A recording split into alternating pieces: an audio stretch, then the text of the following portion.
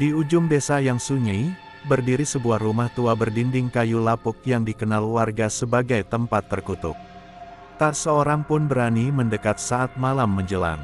Rumah itu dikelilingi oleh pohon-pohon besar dengan ranting yang menjulur seperti tangan-tangan kematian, dan suasananya selalu diselimuti kabut tebal, meski tengah hari.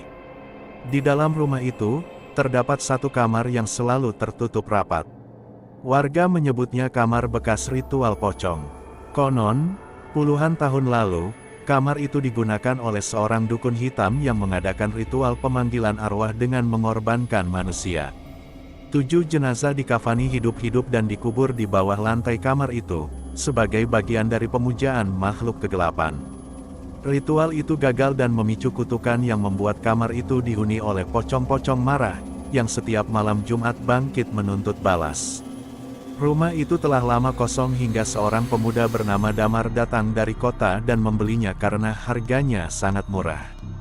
Damar adalah seorang penulis horor yang tertarik pada kisah-kisah urban legend dan mencari inspirasi untuk novel barunya. Warga desa memperingatkannya agar tidak menempati rumah itu, tapi Damar menertawakannya sebagai takhayul kampung. Malam pertama di rumah itu berjalan tenang, meski udara terasa dingin menusuk meski tak ada angin yang bertiup.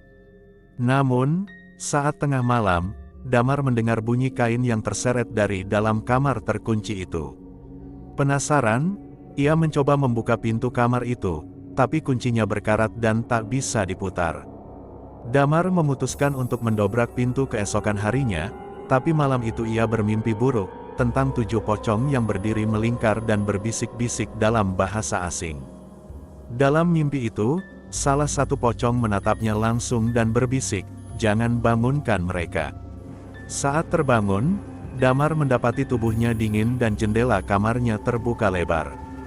Di ambang jendela, ada bekas jejak tanah basah. Ia mengira itu hanya efek dari imajinasi yang terlalu liar. Tapi suara dari kamar itu semakin sering terdengar, suara tangisan, suara gemeretak tulang, dan seretan kain. Siang harinya, Damar membeli alat untuk membuka pintu kamar tersebut. Hatinya berdebar saat engsel pintu tua itu mengeluarkan suara berderit.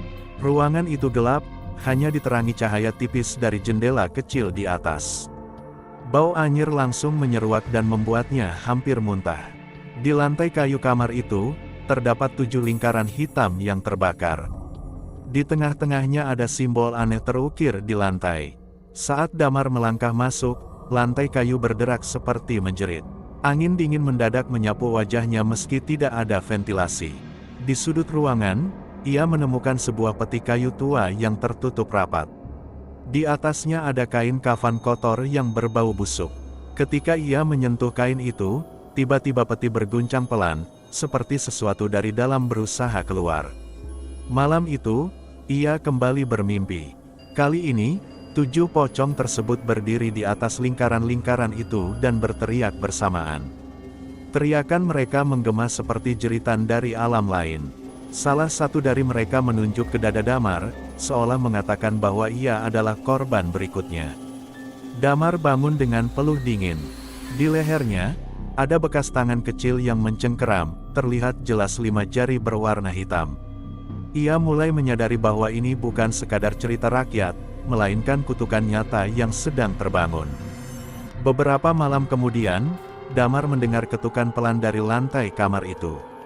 Ketukan yang berirama 7 kali. Ia menabur garam dan bunga setaman di depan pintu kamar, berharap bisa mencegah apapun yang berada di dalamnya keluar. Tapi saat tengah malam, pintu kamar terbuka dengan sendirinya, perlahan, seperti ada yang keluar. Damar tak bisa bergerak dari tempat tidur, tubuhnya kaku seperti ditindih sesuatu. Dalam kabut tipis matanya, ia melihat sosok pocong berdiri di kaki ranjangnya. Pocong itu memiliki wajah tanpa mata, hanya rongga hitam menganga, dan kain kafannya berlumur tanah dan darah. Sosok itu tidak bergerak, tapi menatap Damar selama berjam-jam, hingga pagi menjelang dan sosok itu menghilang begitu saja. Damar mulai kehilangan akal sehat. Ia menulis kejadian-kejadian ini dalam jurnal, dan setiap kali menulis, tinta yang ia gunakan berubah warna menjadi merah seperti darah. Ia mencoba membakar simbol-simbol di lantai kamar itu, tapi api yang menyala justru membentuk sosok wajah-wajah menyeramkan di udara. Penduduk desa mulai gelisah karena mereka mendengar tangisan dari dalam rumah Damar setiap malam Jumat Kliwon. Seorang dukun tua datang menemuinya dan berkata bahwa Damar telah membuka segel yang seharusnya tidak pernah dibuka. Damar memohon bantuan dukun itu untuk menyegel kembali kamar tersebut, tapi dukun itu berkata, mereka sudah bangkit. Tidak ada yang bisa menahan mereka lagi. Damar mulai mengunci dirinya di dalam kamar tiap malam. Tapi ketukan itu tak pernah berhenti. 7 ketukan, selalu pada jam 2.33 pagi. Suatu malam, ia merekam suara-suara dari kamar itu. Saat diputar, terdengar suara tangisan diselingi doa-doa terbalik. Lalu terdengar suara berat berkata, kau harus menggantikan salah satu dari kami.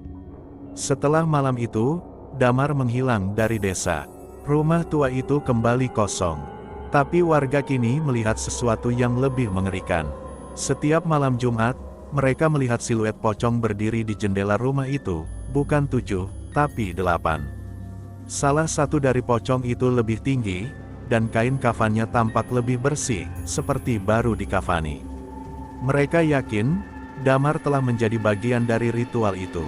Korban ke-8, penulis yang terlalu penasaran dengan horor. Rumah itu kembali dikunci oleh warga dengan rantai besi dan papan segel. Tapi suara ketukan kadang masih terdengar, membuat bulu kuduk siapapun berdiri. Kamar bekas ritual pocong itu kini jadi legenda baru. Tempat di mana rasa penasaran bisa berujung kematian. Beberapa remaja pernah mencoba masuk, namun selalu berakhir gila atau menghilang tanpa jejak. Dalam setiap kehilangan, jumlah pocong di dalam kamar itu seakan bertambah 1. Kini, warga percaya bahwa kamar itu menuntut korban setiap beberapa tahun. Mereka hanya bisa berdoa agar tidak ada yang mencoba membuka pintunya lagi.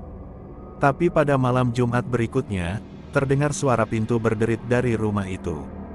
Dan ketukan 7 kali kembali bergema, disusul ketukan ke-8.